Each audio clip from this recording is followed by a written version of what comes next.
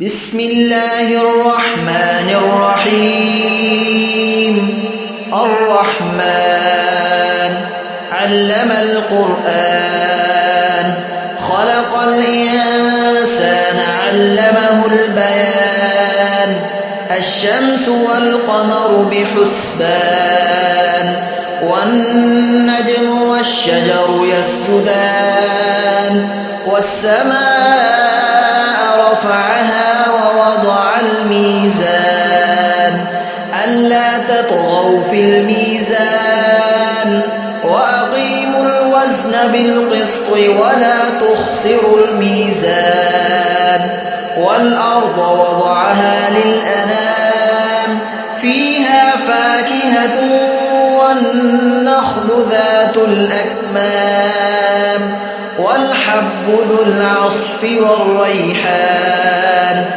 فبأي آلاء ربكما تكذبان؟ خلق الإنسان من صلصال كالفخار، وخلق الجان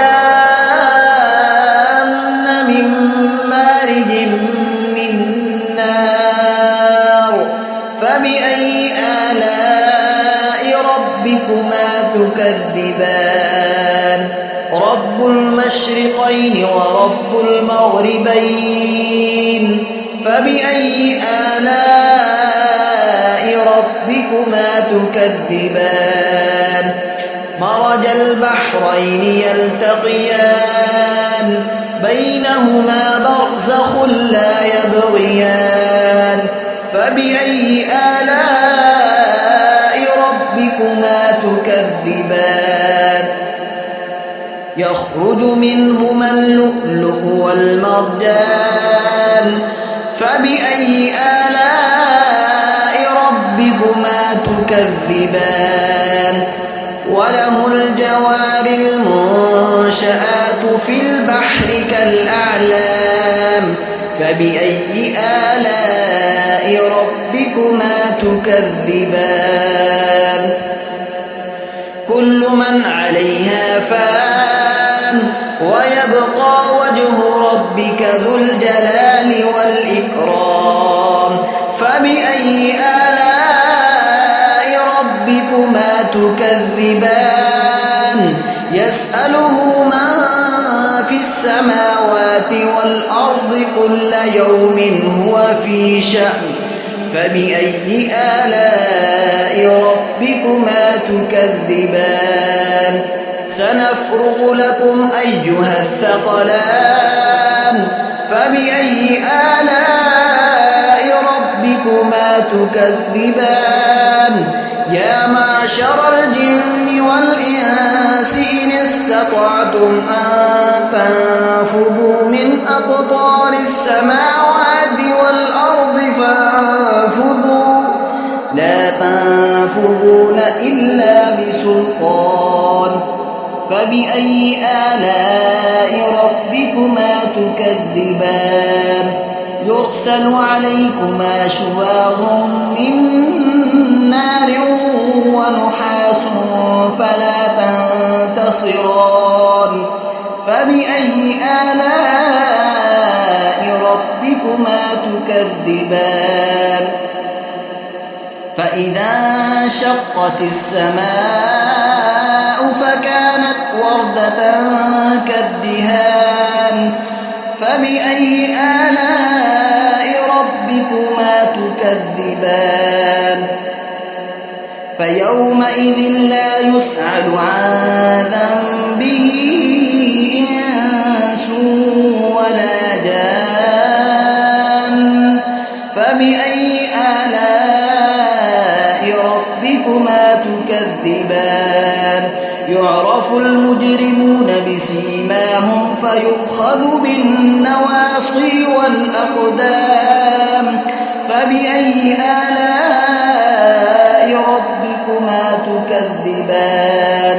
هذه جهنم التي يكذب بها المجرمون، يطوفون بينها وبين حميم آن. فبأي آلاء ربكما تكذبان ولمن خاف مقام ربه جنتان فبأي آلاء ربكما تكذبان ذواتا أفنان فبأي آلاء ربكما تكذبان فيهما عينان تجريان فبأي آلاء ربكما تكذبان فيهما من كل فاكهة زوجان فبأي آلاء ربكما تكذبان متكئين على فرش بطائنها من استبرق وجنى الجنتين دان فبأي آلاء ربكما تكذبان فيهن قاصرات الطرف لم يطمثهن إنس قبلهم ولا جان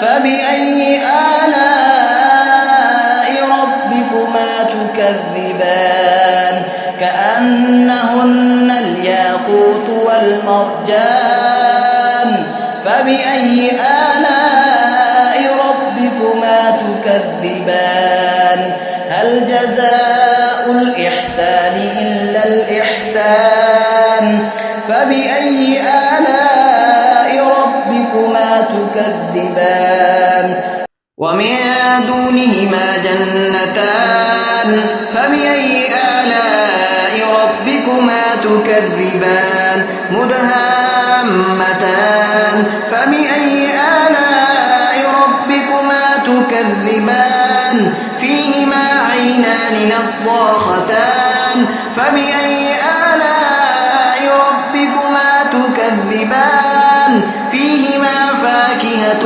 ونخل ورمان فبأي آلاء ربكما تكذبان فيهن خيرات حسان فبأي آلاء ربكما تكذبان حور مقصورات في الخيام فبأي آلاء ربكما تكذبان لم يطمثهن إنس قبلهم ولا جان فبأي آلاء ربكما تكذبان متكئين على رفرف خضر وعبقري حسان